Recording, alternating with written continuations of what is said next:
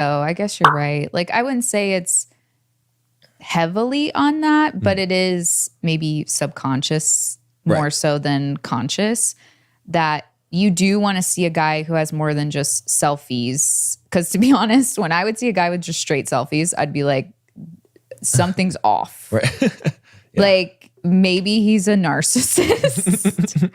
And that's me like judging, Yeah. which I try not to do. But, you know, it would be a red flag. I want to see not the perfectly curated selfies or like you doing selfies all the time. Like, I want to see you and your pet, you on a trip where you wanted to go. Like, sure, if you want to throw a gym photo in there, you take care of yourself, right? If you put that in there.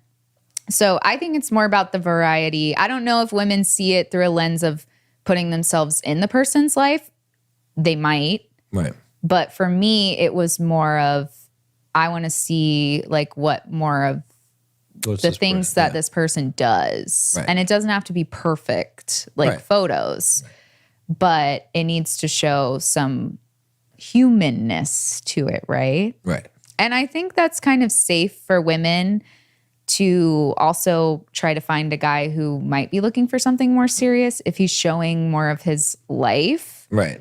I feel like the selfie guy, you know, he's probably looking for one thing because he's thinking about himself and his pictures show it. Right. Maybe I'm just analyzing this really hard. But I would say if some scientist somewhere figured out if straight up selfie guy on dating apps was only looking for one thing, I would think that that's probably the case. Yeah, Whereas the guy who's been like, here's my dog and here's my, because that's almost like inviting you into his life without giving away all the information. Exactly. It's still mysterious. You don't know what his dog's name is. You don't know if that's even his dog. Right. And like, he went to Thailand and like, why did he go? How long did he stay there? What was going on? You know, so you still have the mystery and women can still like decide, try to figure out, whoa, what does this photo mean? And things like that. So I think that maybe it's not necessarily like this is how I'll fit into his life, because I don't think women think that way from the very beginning, because you don't know if he's going to be masculine or not. You don't know if he will take the lead and you can trust him. So it's kind of, I would say, bad for women to look at a guy's photo and be like, oh, we could be in Thailand together and we could be with his dog, because you don't know yet. Right. But and some women but subconsciously go down that road and then they try to make him be the one because she's already imagined her life from photos. But subconsciously what I'm saying, and again, to bring it back to like the date, is that create an interesting, show you have an interesting life, create some interesting, even invite her on something that you're doing already in your life, like to go, you know, maybe you row boats or whatever, like invite her to do some activity, something that you already do that brings her into your world, because you want to bring a woman or into do your something world. new together. They say that that's actually a good bonding experience, is to try something new that you both haven't done. Yeah.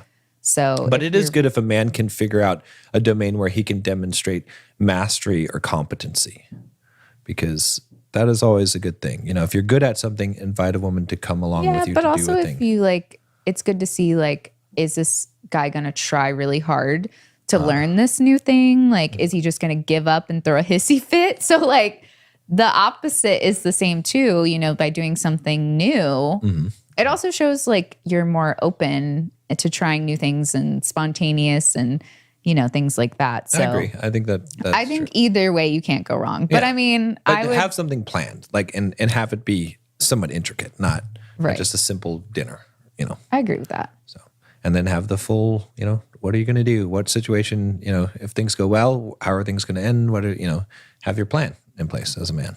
Right. And then I would say, before the date, do not text to confirm that she's going to be there. Oh. Okay. And here's why. A lot of women, just like you said, they're like, I don't want to have to meet someone new. And they're already thinking, I'm going to back out on it. Even if they like the guy, they're still thinking, I'm going to back on it because I don't want to get dressed up and I'm just going to be disappointed. And their mind's going with all these things. And so if you ask them, are you going to be there? you give them the opportunity to say, actually, I'm kind of sick today or whatever, to make some kind of excuse. Instead, assume they'll be there on the day of and confirm it by asking a question like, are you planning on Ubering or driving your car? I just wanted to know because of the parking situation. Because I was about to be like, not good advice. Yeah. No. Because if you don't say anything, I've been on plenty of dates that are set up. Yeah. And the guy has not like said anything about it. And I've just not gone because I'm like, I haven't heard from him. Yeah, we set this up, but like, are you alive? Right. No, it should be assuming the close, assuming she's going to show up, not asking if she's going to show up. So I would say even be like, see you at 7 is fine. It's confirming, but without asking. Right. Like That's you're good. saying, see you there. Right. And if she wants to come up with an excuse, then that tells you that. But I agree. I don't think you should be like, are you going to be there? But I think either asking a question like you said, like something specific, like, are you Ubering, or like, you know, or even telling her there's a parking lot on the back side of the thing, just so you know, something like that. Or even see you at 7. Well, the reason why see you at 7 is not good is because you need to ask some kind of question that requires a response, because see you at 7 can be ignored. Right? I mean, are you driving or Ubering cannot be ignored. If she ignores you, you're not even showing up to the date. But also, if she's ignoring, then you don't show up. I know, but if you say see you at 7 and you don't get a reply from that, what do you do as a man? Don't go. You don't go at all because she didn't reply to see you at 7? No. Like you said, see you at 7. It doesn't necessarily require a response. Now she shows up and you're not there, but you told her you're going to see her at 7. You know what I'm saying? It's like, it's so much better to ask a question. Like, you're right. You know, or just say, hey, I was going to show up a few minutes early. Do you want me to order you a drink before you get here? Or any kind of question that you can ask that's assuming that she's going to be there. It's just a better way to go and not to waste your time. Because if she doesn't answer the question, are you driving or Ubering, then you assume she's not going, right? Because she definitely saw it. Yeah. And guys, women always see every single text you text. They never didn't not see your text. I mean, unless they're working and they like just aren't on their phone. But they see your text, you know, like a day doesn't go by and then it's like, oh, you know, she saw your text. Yeah, she's not into you. If she chose not to respond, she purposely chose not to respond.